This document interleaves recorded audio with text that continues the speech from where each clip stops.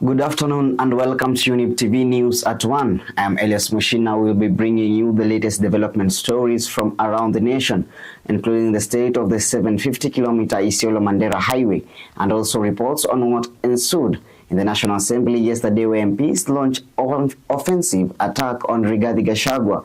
All that and more coming up next on Younib TV are the highlights.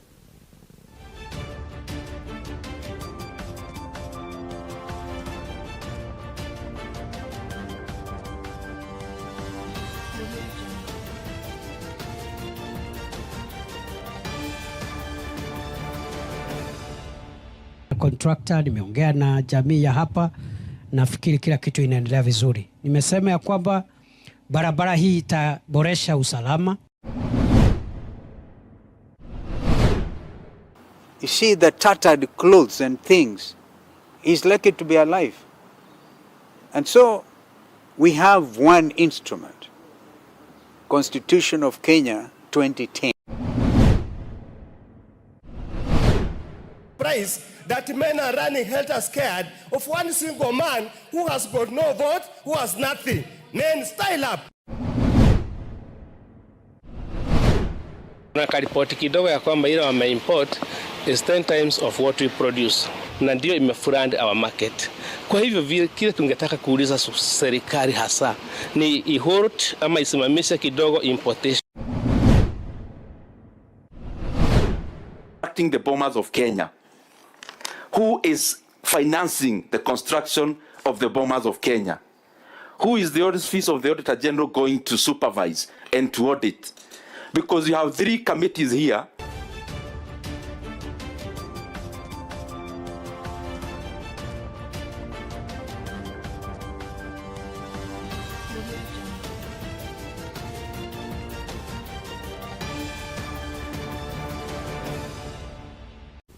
Welcome.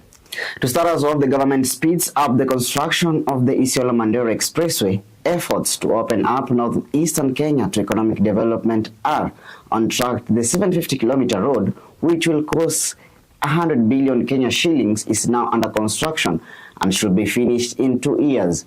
Deputy President Kithure Kindiki promised to deliver the massive flagship project on time during an impromptu assessment of the construction development.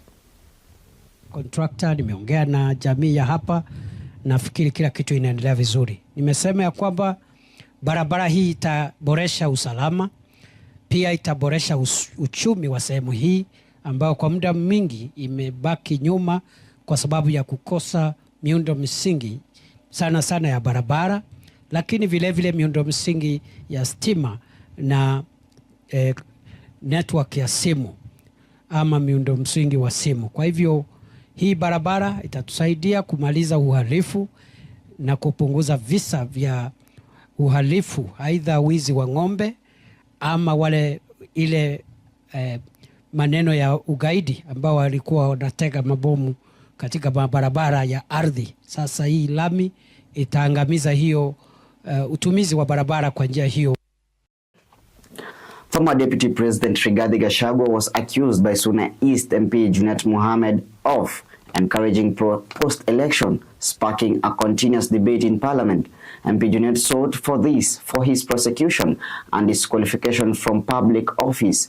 National Assembly Majority Leader Kimani Ichung'wah also called on Inspector General of Police to take step action on the former DP, wondering why he has been squandering around and making the highlights. Deputy President, on the recurrence of post-election violence in the country. This is a man who has lost his head. This is a man who has lost his soul, and he wants to take this country to the precipice so that people can fight, Mr. Speaker. Mr. Speaker, I take pride because I did not know I was impeaching initially a man of this type. I never thought I impeached him based on gross violation of the Constitution and other things. But now I've realized, Mr. Speaker, madness, mental problem is not walking naked in the street. You could be dressed in your suit, Mr. Speaker, with a tie, but you're a madman. To see a psychiatrist, Honorable Speaker. He needs to see a doctor. Rigathi Gachagua, he should be a state should be a state guest, Honorable Speaker, latest this weekend. Surprised that men are running helter-scared of one single man who has got no vote, who has nothing. Then style up. Forward, we are either going to bring a special motion to the House or we are going to bring a petition to the House, Madam Speaker, in accordance with the Constitution, Article 73(2), to declare and to pass on the floor of this House that one, Geoffrey Rigathi Gachagua cannot hold any other public office in the Republic of Kenya. Following the alleged kidnapping and assault of Juja MP George Koimburi, opposition leader Kalonzo Musyoka has criticized President William Ruto for not putting an end to abduction, warned against what they refer to as state-enabled hooliganism, and urged MPs to bring up the matter in Parliament. Meanwhile, Police Inspector General Douglas Kanja denied police involvement and pledged a comprehensive investigation. Execution for crimes against humanity, which includes abductions, torture, enforced disappearances, murders, gender-based violence, and other crimes. We will never, never surrender to oppression.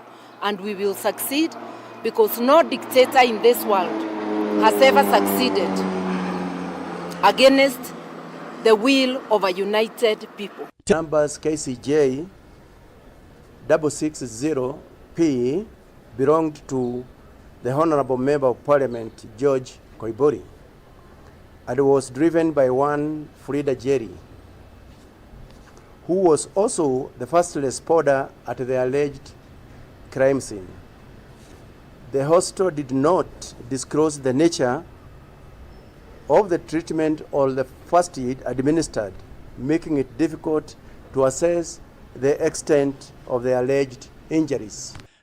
You see the tattered clothes and things, he's lucky to be alive.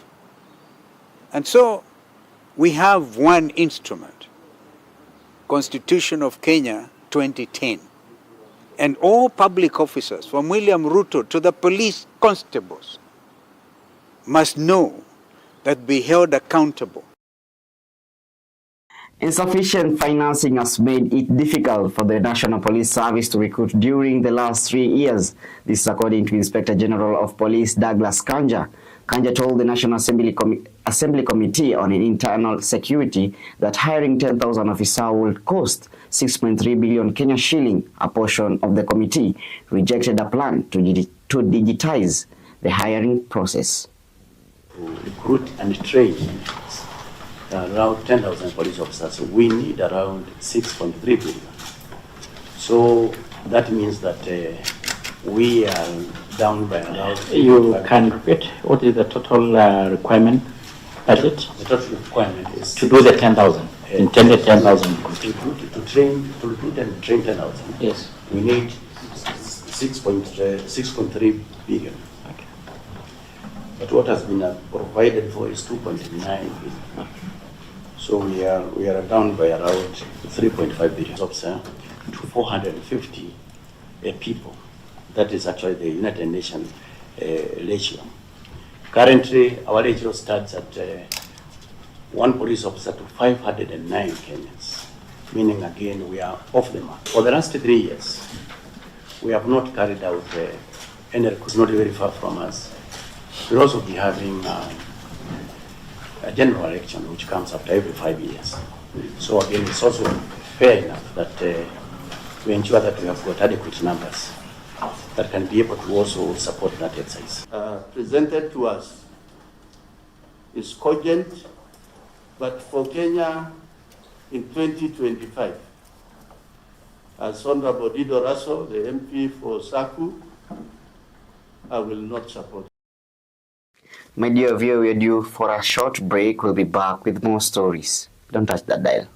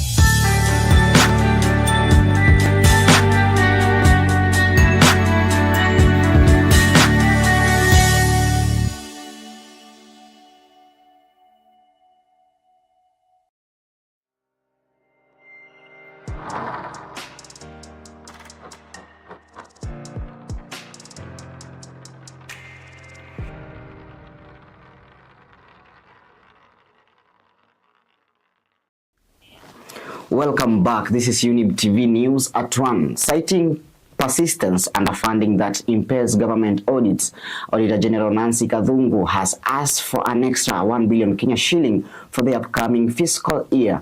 In her address to the Parliament Budget Committee, she charged that the National Treasury was eroding the independence of her office by not implementing the suggested single-line budget system. Has declined to implement a recommendation given by this committee and by Parliament. I can conclude and say they are reluctant to give me the independence I require, because every time, Honorable Chair, that Parliament writes to me for a special assignment or a special audit, I have to write to National Treasury to authorize me to reallocate funds to do that audit or to give me additional expenditure.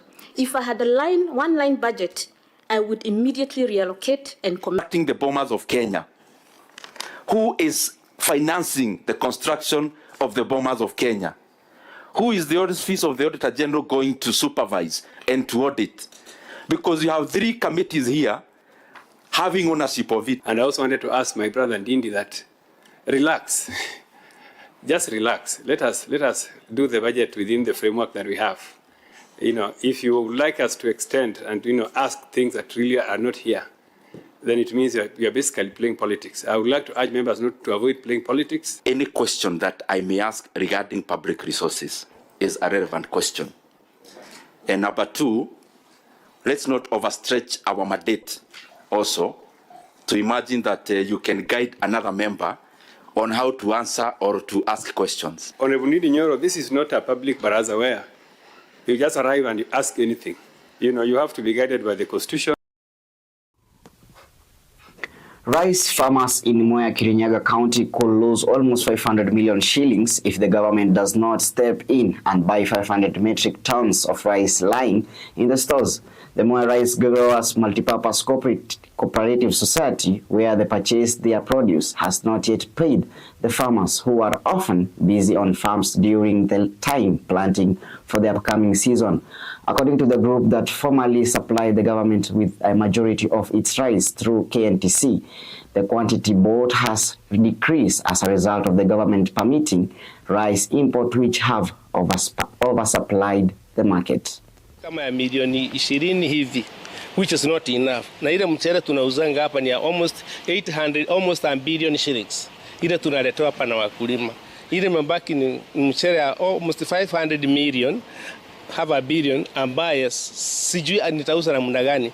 Kila siku nangojea watu waitishe mchele, hawaitishi. Kuna karipoti kidogo ya kwamba ile wameimport is 10 times of what we produce. Na ndio imefurand our market.